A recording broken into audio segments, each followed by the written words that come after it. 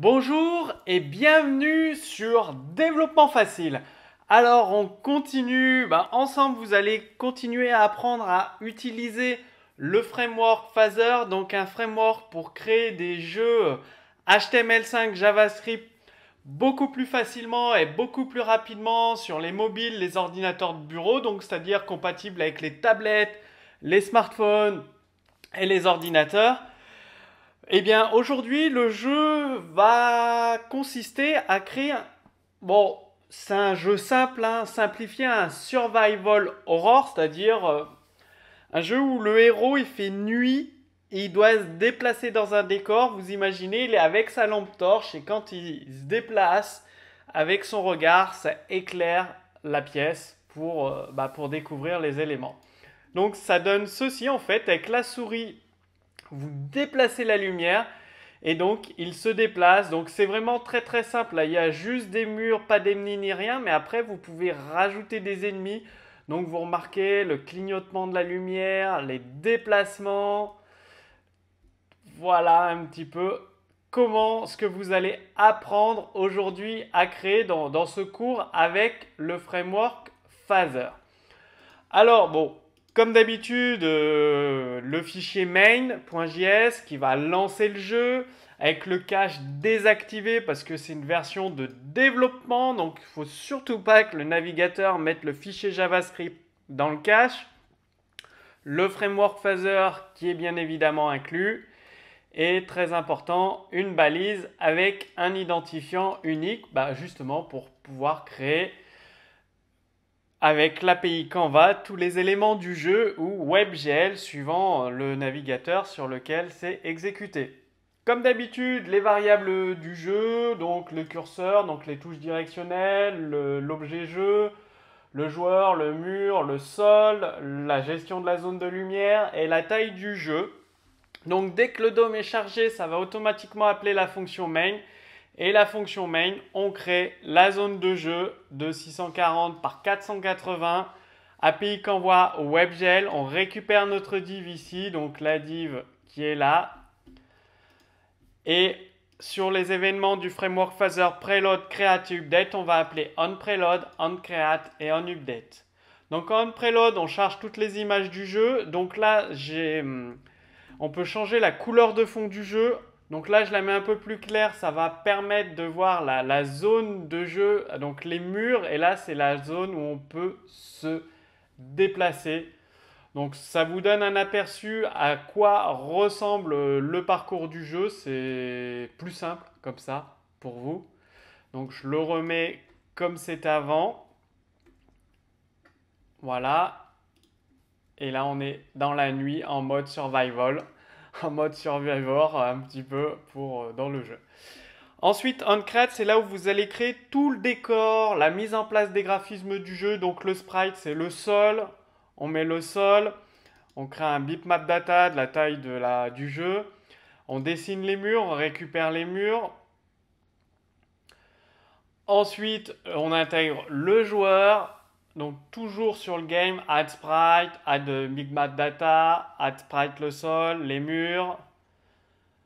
Ensuite, on écoute le joueur quand il appuie sur les touches directionnelles, parce qu'on va faire un déplacement du joueur.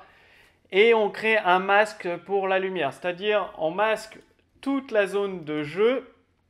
Et avec le masque, on va éclairer une certaine partie, c'est-à-dire là où la souris est orientée pour l'éclairage tout simplement en fait, hein. Et tout se passe dans un update qui est appelé en continu pendant le jeu. Donc ça, c'est le masque, hein. Donc si le joueur appuie sur la touche basse, enfin haut, bas, gauche ou droite, on augmente ou on diminue la vitesse en Y ou en X, normal. Droite, gauche. Haut, bas, on change les valeurs en X et Y. Donc est-ce qu'il y a un mur? On vérifie s'il y a un mur. Donc en testant sa couleur, si c'est bien une couleur qu'il n'y a pas de mur, on peut effectuer le déplacement du joueur. Ensuite, on affiche la zone qui est éclairée. Donc en fonction de la position du joueur, bien évidemment, on va afficher la zone qui est éclairée.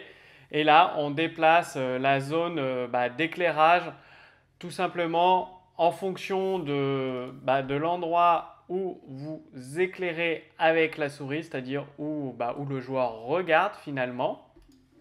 Donc ça se passe ici.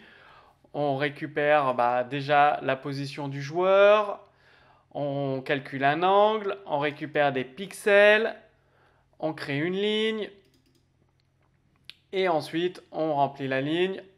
Le masque, c'est-à-dire on va faire un effet de clignotement de la lumière. Donc l'algorithme du jeu utilise des concepts de masque, d'angle, de couleur avec les get pixels. Donc plusieurs choses, le dessin d'une ligne, donc là on crée justement l'effet de couleur en créant des lignes de visualisation tout simplement. Donc je vous invite vraiment à tester, à regarder ce code source pour créer le jeu. Donc je vais enlever le masque, comme ça vous pourrez voir à quoi ressemble le jeu. Donc là il n'y a plus le masque, vous voyez sur l'écran la zone de lumière de déplacement, donc il se passe exactement l'inverse bien évidemment, vu qu'il n'y a plus de masque. Vous voyez la zone complète du jeu avec l'effet de lumière, voilà.